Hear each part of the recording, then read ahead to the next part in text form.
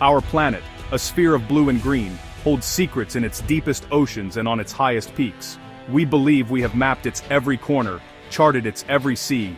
Yet, there remain pockets of our world that defy explanation, places so extraordinary they seem to belong to another time, or perhaps another reality altogether. These are not the familiar landscapes of our everyday lives, but realms of profound mystery and breathtaking beauty, sculpted by forces we are only just beginning to comprehend. They challenge our perception of what is possible on this earth we call home. Today we're going to explore the strangest places on Earth. Our journey will take us to the blistering heat of a volcanic depression that mirrors the surface of another planet, and to mountains that float like islands in a sea of mist.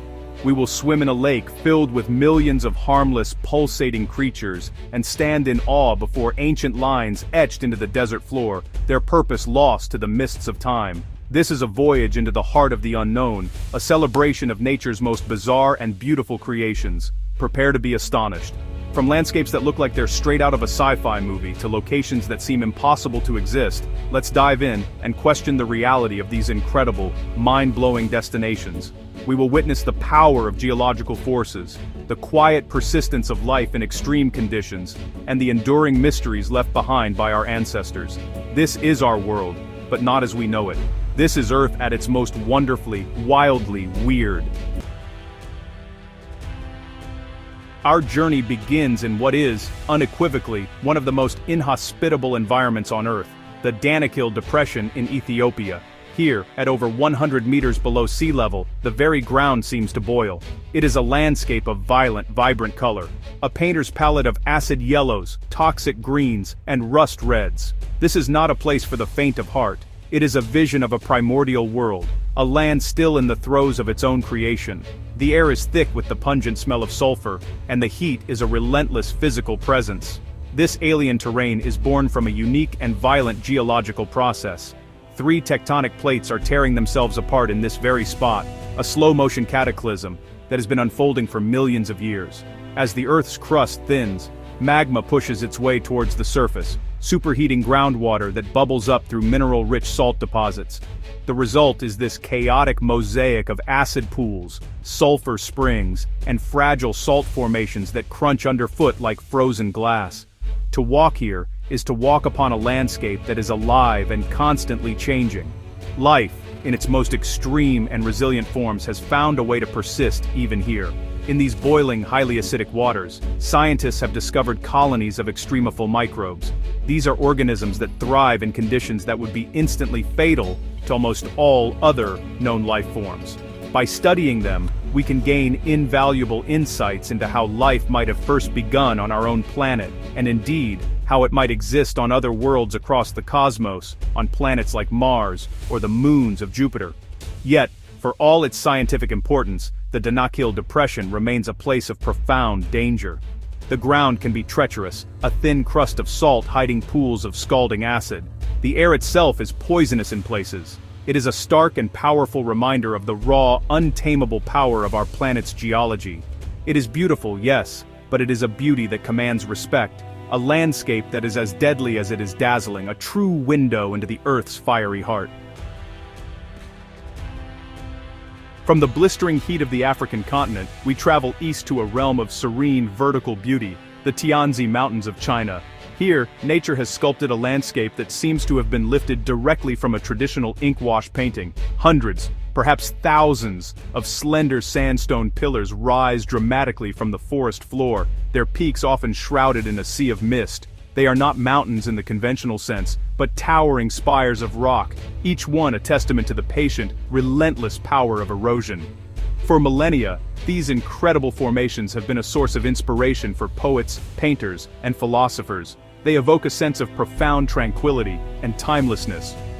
When the clouds roll in, filling the valleys below, the peaks appear to float, detached from the earth, like islands in a celestial ocean. It is an ethereal, dreamlike spectacle that changes with the light and the weather. One moment sharp and clear, the next soft and mysterious, veiled in swirling fog. This is a place that feels ancient and sacred. The creation of this vertical forest is a story written in stone over immense spans of time. Around 380 million years ago, this entire area was an ancient sea. Layers of quartz sandstone were deposited, which were later uplifted by tectonic activity.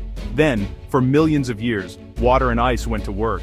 They seeped into the vertical cracks in the sandstone, expanding and contracting with the changing seasons, slowly and patiently carving out the deep ravines and isolating these magnificent pillars, each one a unique sculpture.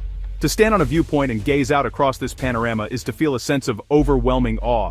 The scale is almost impossible to comprehend. The green of the tenacious trees and shrubs that cling to the sheer rock faces contrasts with the gray stone and the white mist.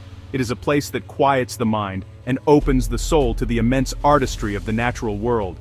The Tianzi Mountains are not just a geological wonder, they are a spiritual landscape that reminds us of our own small place within a vast, majestic, and ever-changing world. Our next destination takes us beneath the surface of the water to a hidden marine lake in the rock islands of Palau.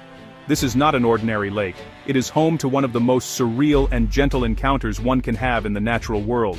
It is called Jellyfish Lake, and, for good reason. It is filled, from shore to shore, with millions of golden jellyfish. They pulse through the water in a silent, mesmerizing ballet, following the arc of the sun across the sky. This remarkable ecosystem is the result of geological isolation. Thousands of years ago, this lake was connected to the nearby ocean.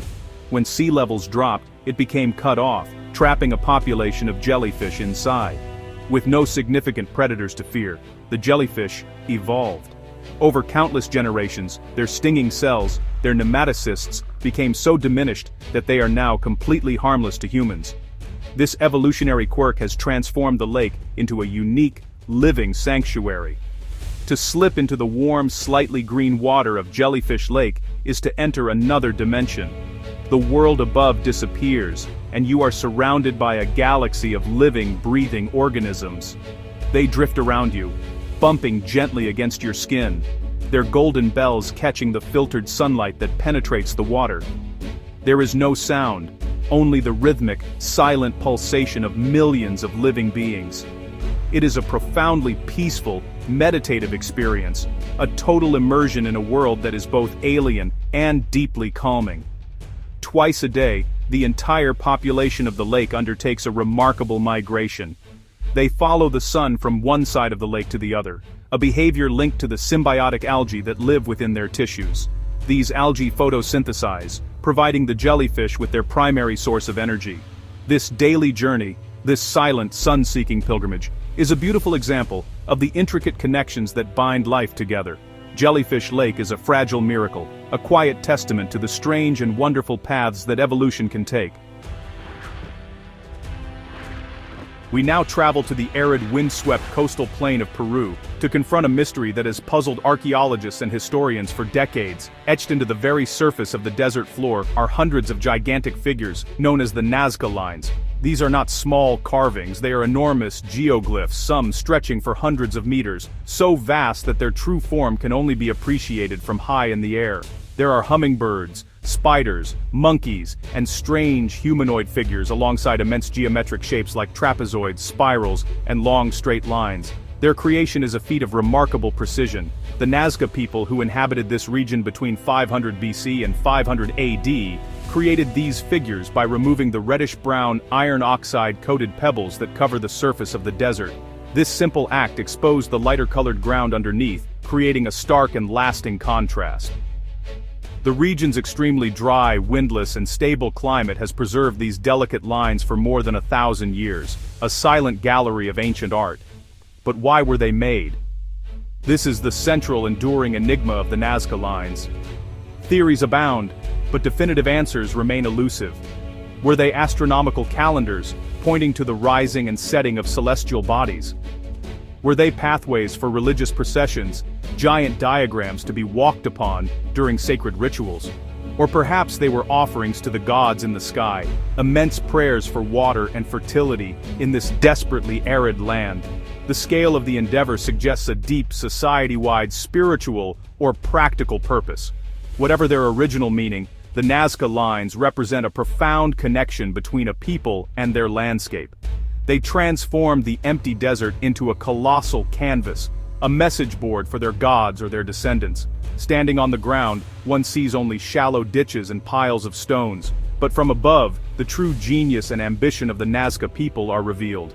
They are a powerful and humbling reminder that there are ancient questions carved into our very planet that we may never fully answer. In the highlands of Laos, scattered across the Jianghuang Plateau, lies another profound archaeological puzzle. This is the Plain of Jars. As the name suggests, the landscape is dotted with thousands of enormous stone jars, some standing taller than a person, weighing several tons. They are clustered together in groups ranging from a few individuals to several hundred. Hewn from solid rock, they are a silent, stoic presence in the rolling green hills, a testament to a forgotten culture and an unsolved mystery. Who made these jars and for what purpose?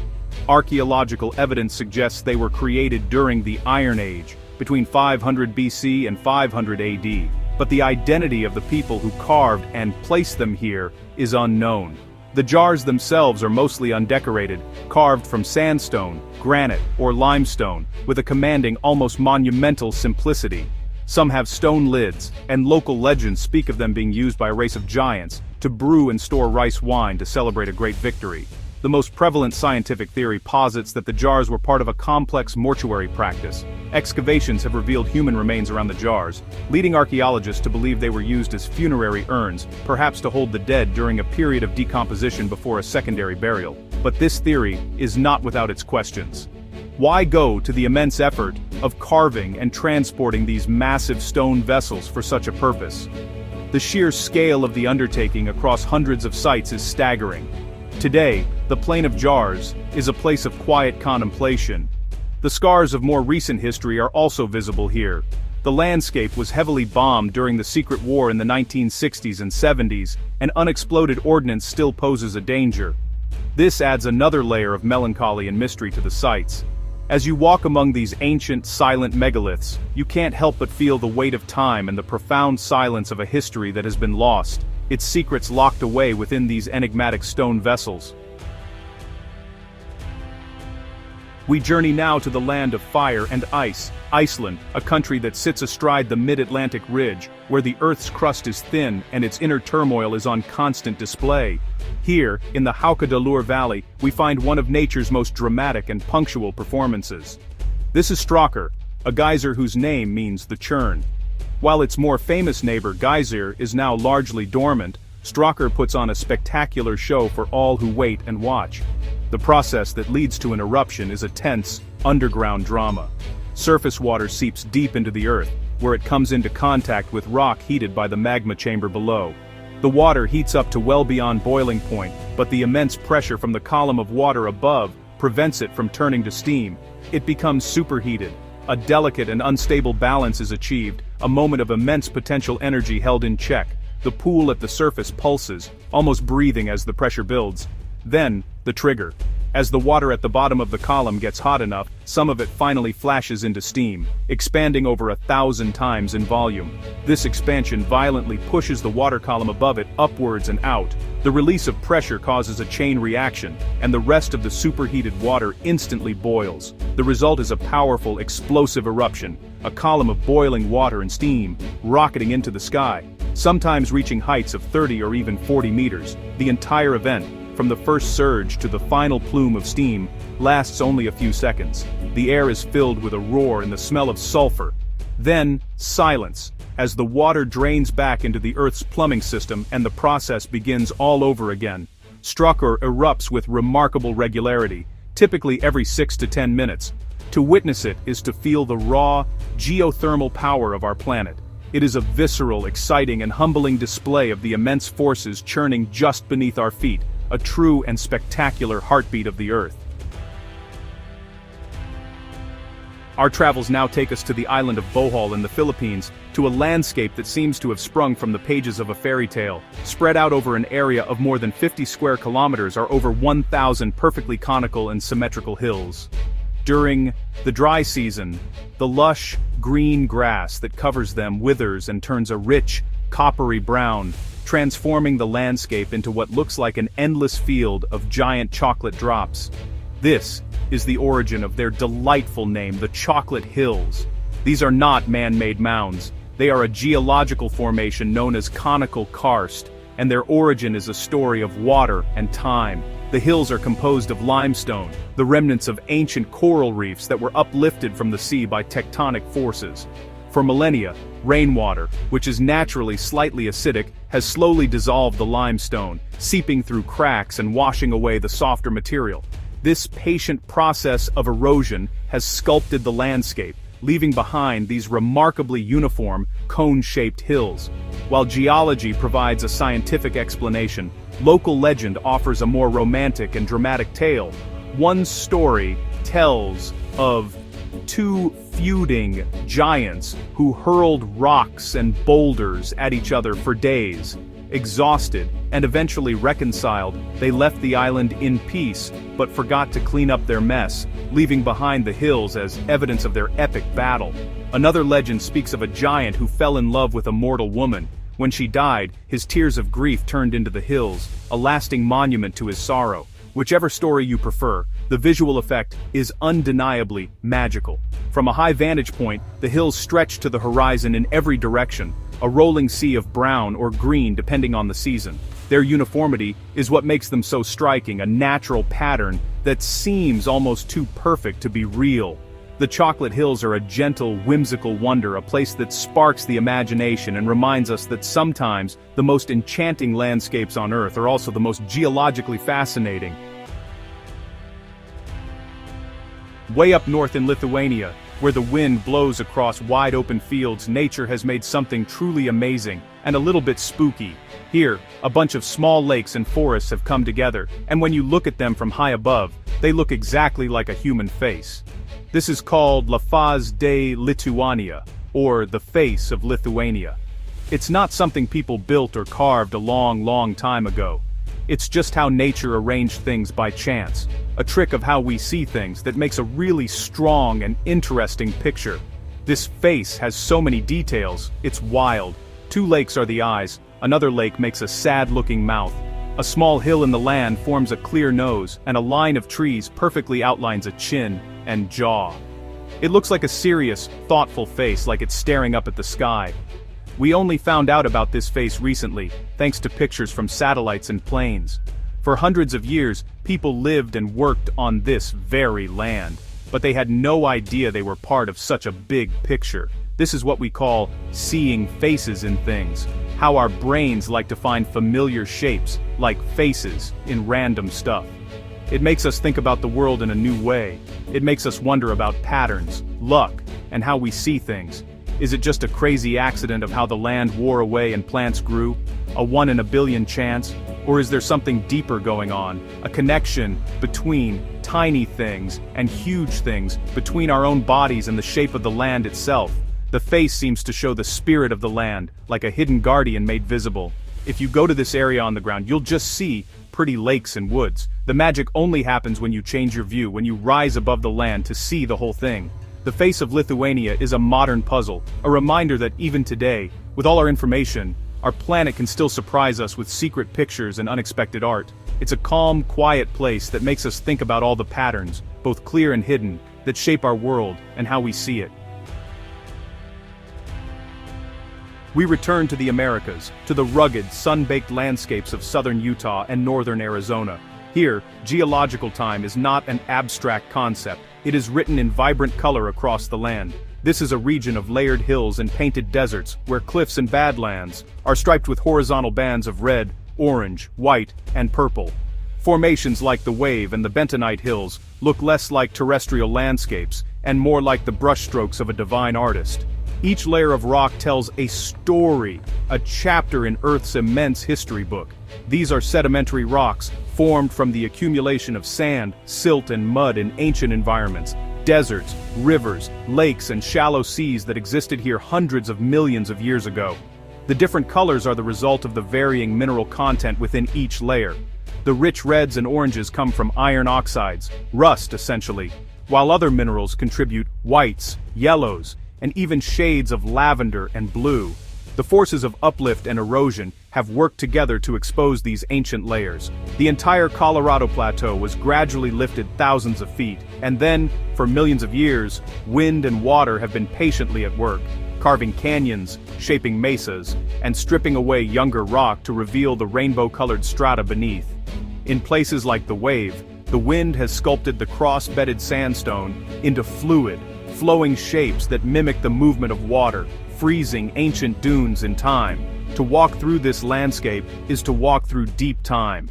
You can literally place your hand on a layer of rock that was once the floor of a Jurassic sea or a vast desert roamed by dinosaurs. The stark beauty of these layered hills is a direct result of the planet's dynamic history. It is a silent, spectacular, and colorful testament to the immense forces and the vast timescales that have shaped our world. A powerful reminder that the ground beneath our feet is a library of ancient stories. From the open, sunlit landscapes of Utah, we descend deep into the earth, into the heart of Anatolia in modern-day Turkey. Here, hidden beneath the Cappadocian plains, lies a secret world of staggering complexity and scale. This is Derinkuyu, an ancient multi-level underground city, carved by hand out of the soft volcanic tuff. It is not a simple cave or a small network of tunnels. It is a subterranean metropolis that once housed as many as 20,000 people, along with their livestock and provisions. The city plunges to a depth of some 85 meters, encompassing at least 18 distinct levels. It is a masterpiece of ancient engineering and a testament to human ingenuity and desperation. Within this labyrinth, archaeologists have found everything needed for a self-sufficient community to survive for months on end. Living quarters, stables for animals, churches with vaulted ceilings, communal kitchens with blackened hearths, wine and oil presses, and even a mortuary. A remarkable ventilation system of shafts, some over 50 meters deep, provided fresh air to the lowest levels. Derinkuyu was not a permanent residence, but a colossal, underground refuge. It was built to provide sanctuary from invasion and persecution. Its origins may date back as far as the 8th century BC, but it was expanded and used most extensively by early Christians during the Arab-Byzantine Wars. The city's defenses were formidable. Huge circular stone doors, like giant millstones, could be rolled into place to block corridors, sealing off levels from intruders. These could only be operated from the inside, making the city a virtually impregnable fortress. To explore Derinkuyu today is a claustrophobic and awe-inspiring experience. You stoop through low, narrow tunnels, imagining the lives of those who sought safety in this darkness. You see the niches for oil lamps, the channels for communication between levels, the sheer mind-boggling effort it must have taken to chisel this entire world out of solid rock with simple tools. Derinkuyu is a monument to human resilience, a city built not towards the sun, but away from danger, a hidden empire beneath the earth. In a lonely, high desert area of southern Idaho, another modern mystery is carved into the volcanic ground. It's called the Idaho Desert Labyrinth, and it's a huge, detailed pattern of connected geometric shapes covering many acres. Unlike the Nazca lines, which show pictures, this is just an abstract design, a complicated maze of lines and paths that looks both old and, well, strangely from the future. But no one knows where it came from. The labyrinth is made by carefully taking away dark rocks from the surface to show the lighter dirt underneath. This is a lot like how the Nazca lines were made. The lines are perfect, and the geometric patterns are complex and linked together. The design looks mathematical, almost like a computer chip. But who made it, and when? There are no old writings, no local stories, no ancient clues to help us figure it out. It seems like something made recently, but who made it, and why is a complete puzzle. People have come up with a few ideas. Is it a modern art project, a huge piece of land art made in secret by someone we don't know? That seems possible because the design is so precise. Or could it have a more secret meaning? Some people think it's a labyrinth for meditation, made for walking, like the ones in old churches. Others have gone even further, suggesting it's connected to aliens, though there's no proof for those ideas. The fact that no one talks about how it was made is what makes the Idaho Labyrinth so interesting. In a time when we can find information about everything, this huge, intentional, and beautiful creation exists without a story, without a creator. It sits in the big, empty desert, a silent question mark on the land. It makes us wonder and asks us to just enjoy the mystery. The Idaho Desert Labyrinth shows us that even today, secrets can be kept and amazing things can be made without anyone knowing who did it. Our journey now takes us to the coast of Namibia, to a place of stark, elemental contrasts. Here, one of the world's oldest and driest deserts, the Namib, crashes directly into the cold, turbulent waters of the Atlantic Ocean. It is a breathtaking, almost surreal landscape, where two immense and powerful forces of nature meet in a dramatic, ever-shifting embrace. Giant sand dunes, some of the tallest in the world, slope down to meet the white foam of the surf. These dunes are colossal mountains of sand, sculpted by the relentless wind over millions of years. Their color is a deep, rich orange, a hue derived from iron particles in the sand that have oxidized over immense periods of time. They are constantly in motion, their crests like sharp blades, their forms fluid and ever-changing. To climb one of these giants, like the famous Dune 45, or the towering Big Daddy, is an exhausting but deeply rewarding experience, offering panoramic views of an endless sea of sand. The meeting of desert and ocean creates a unique and often treacherous environment. The cold Benguela current flowing up from Antarctica cools the air above the water, generating a thick, persistent fog that rolls deep into the desert, often for several miles. This fog is the lifeblood of the Namib. It provides the essential moisture for a surprising array of specially adapted plants and animals, from strange-looking beetles that collect condensation on their backs to the desert-adapted elephants and lions that roam this harsh land. This coastline is famously known as the Skeleton Coast, a name earned from the countless shipwrecks and whale bones that litter its shores. The dense fog and treacherous currents have claimed many vessels over the centuries, their rusting hulls now slowly being consumed by the shifting sands and the salty air. This combination of sublime beauty and mortal danger gives the Namib coast its powerful, haunting character. It is a place where life and death, land and sea, are locked in a timeless, elemental struggle. For our final destination, we travel to the coast of Senegal to witness a truly startling natural phenomenon. This is Lake Retba, or as it is more commonly known, Lago Rosa, the Pink Lake, and it is exactly that. Under the right conditions, the water of this shallow, salty lagoon takes on a vivid, almost unbelievable shade of pink, resembling a giant pool of strawberry milkshake. The color is so intense that it can seem completely artificial, a trick of the light, but it is entirely natural. The extraordinary color is not caused by minerals or pollution. It is the work of a living organism. The lake is extremely saline, with a salt content that in some areas rivals that of the Dead Sea. Few organisms can survive in such hypersaline conditions, but one that thrives here is a microalga called Dunaliella salina. To protect itself from the intense sunlight and high salt concentration, this tiny organism produces a red pigment, beta-carotene, the same pigment that gives carrots and flamingos their color. When the sun is high and the wind is low, typically during the dry season from November to June, the algae multiply rapidly, and the concentration of this red pigment becomes so dense that it turns the entire lake pink. The intensity of the color can change throughout the day and with the seasons, ranging from a light mauve to a deep, striking scarlet. The high salt content also makes the water incredibly buoyant, allowing people to float effortlessly on its surface. For the local communities, the lake is a vital economic resource. For generations, men have waded into the pink water to harvest the salt that crystallizes on the lake bed. They coat their skin with shea butter to protect themselves from the corrosive effects of the brine. The sight of these salt harvesters in their boats, silhouetted against the pink water and the white mountains of salt piled on the shore, is an unforgettable image. Lago Rosa is a stunning example of how life can adapt in the most extreme ways, creating scenes of unexpected and breathtaking beauty. From the fiery depths of the Danakil Depression to the placid pink of Lago Rosa, we have journeyed to the edges of belief. We have seen mountains that float, deserts that sing with color, and lakes that pulse with life. These are not fantasies or fictions. They are real places on our own planet, each one a testament to the immense power of geological forces, the strange pathways of evolution, and the enduring mysteries left by our ancestors. They are a profound source of humility and wonder. This journey reminds us that despite our satellites and our science, Earth still holds the capacity to astonish us. There are still secrets hidden in its remote corners, patterns we have yet to discern, and questions we have yet to answer. These places challenge our perspective, expand our imagination, and deepen our connection to the world we inhabit. They are a call to adventure, an invitation to look closer, and a reminder that the greatest wonders are not in some distant galaxy, but right here, beneath our feet and over the horizon.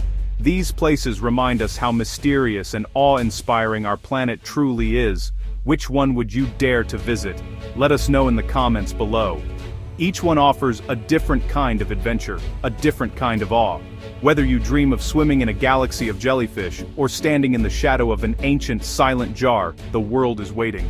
Thank you for joining us on this incredible journey. Stay curious.